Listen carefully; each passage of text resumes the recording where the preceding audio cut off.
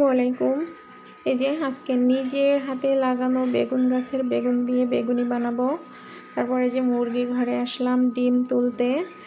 এই ডিম তুলে নিয়ে গিয়ে ডিমের চপ বানাবো আজকে। আসলে সময়ের অভাবে কিছুই বানানো হচ্ছে না।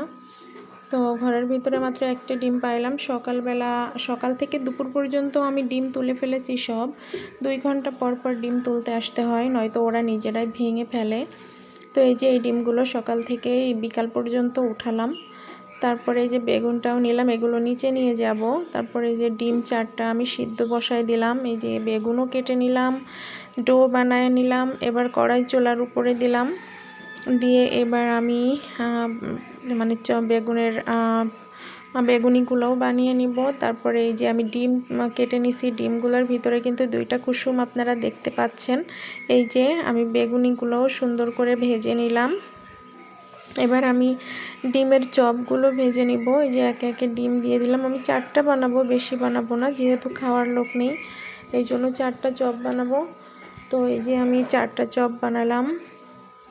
মা আর আসিয়া আসছিল বিকালে, ওদেরকেও একটু দিলাম।